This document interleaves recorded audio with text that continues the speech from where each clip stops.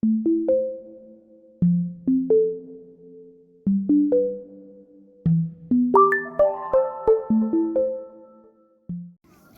dear English lovers. Nice to see you again. So today our guest is Professor Mamadou BA. Hello, English lovers. Welcome back to this English Club. This is our fortnight interview. Today, our guest is Mr. Ba. My name is Madike Jau. Hello, dear English lovers, and welcome to Gaston University with the members of the press committee of the English Club. So, as we are organizing usual, with an interview with some professors of the English department, and today we will have the opportunity to talk with Mr. Ba, who is a very important professor in the English department, also someone who I admire and all the students admire a lot. Good morning, dear Professor. And thank you for giving us a portion of your precious time and allowing us to have an interview with you. So for the first question, can you tell us who is Professor Ba? I mean, can you tell us about the schools where you studied and your current professions? So thank you very much for giving me the opportunity to talk to you. So my name is Mamadou BA, also known as Nesh, but this is for my friends. So I was born and I grew up in Chess. I studied first in primary school called at that time Cité Balave, which is now École Ibrahim Sarr. Then I went to Saint Jules Sagna, at that time it was called Urban 2. Then to Lycée Malik Sy de Chess, and finally at Université Gaston Berger, at that time it was called just Université de Saint-Louis. I'm from the second promotion of UGB. So I did all my studies here from the first year to PhD thesis, and I'm here as a university professor. I'm also head of the division of education of pedagogical innovation and university life. This is debut at the rectorate, and former head of the computer science commission at the faculty of lettres, what we call la commission informatisation. I was in charge of computerizing everything in the faculty. So this is briefly.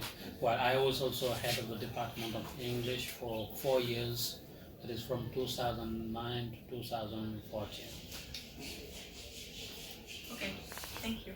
So do you share the opinion of some people who think that when you want to have a brilliant future, you necessarily need to go abroad?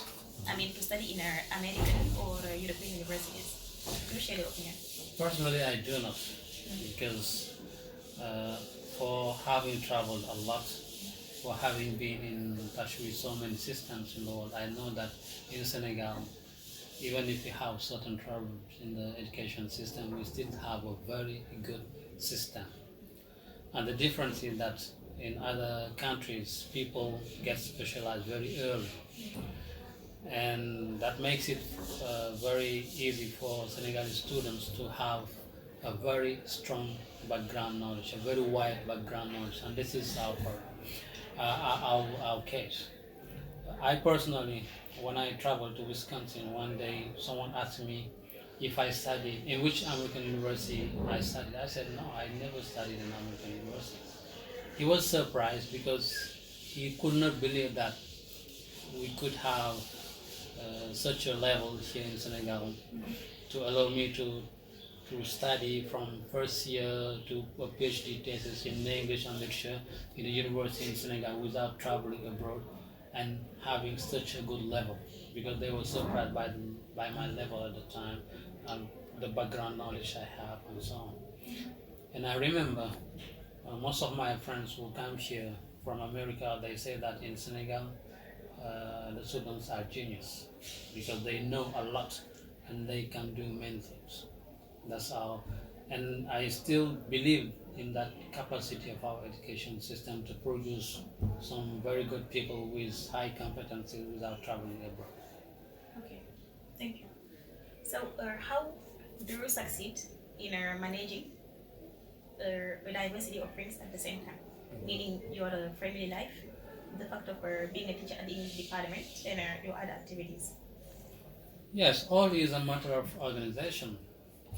It's a matter of organization. In some cases, it can be very hard.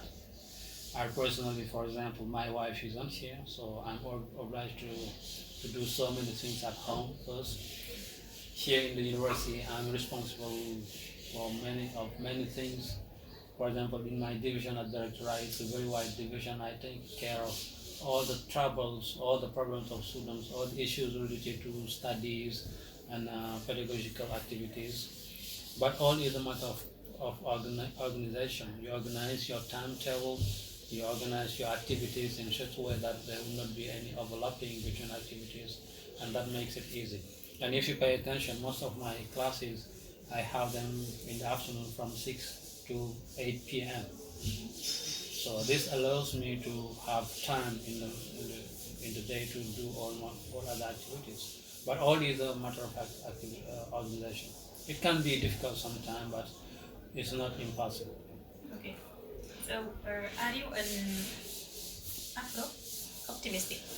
I mean, despite all the constraints that which prevent Africa from getting developed, do you think that one day Africa will embrace development? Yes, definitely. I'm very optimistic about the future of Africa. First, I'm maybe a nationalist between brackets because I believe in Africa. I believe in the possibilities African people have to get out of the ditch. And we have seen examples, countries in Africa which have succeeded to come out of the ditch. We have the case of Rwanda, which has succeeded in a certain way to achieve a certain economic level, which was impossible to believe in at that time. But maybe it's just now a matter of making people aware of their possibilities, making people aware of their responsibilities, and just make sure that we can do certain things. And of course, this requires so many preparations, so many organizations, and also at the head of the states, there are some job to do. There is a little work to do to make them believe in our possibilities to succeed. Now, even if we are still depending on external powers, external institutions, we have the World Bank, the IMF, etc. This is unavoidable because even the United States, which is regarded as the most powerful country in the world, owes much money to the IMF and the World Bank. So it means that we cannot escape, but we can do something to get out of the ditch. It's really possible, but now it depends on our people. It depends on their ability, on their capacities to understand that and work for that instead of fleeing the realities here in Africa. We can stay and work for that. Okay. Do you think that Senegalese educational system is sufficiently good to provide us qualified youth able to participate in the development, in the progress of Senegal? Yes, as I said a while ago, there have been some changes in the educational system. Well, I'm from the old school. I know I went through the old school, so I noticed a certain change, maybe a decrease of the level in the educational system. But in spite of that decrease, we still have kind of competencies. We have that a very good level in all domains. And now particularly we're focusing a lot more on technology. That is very important. Okay, it is being more and more modern, the educational system.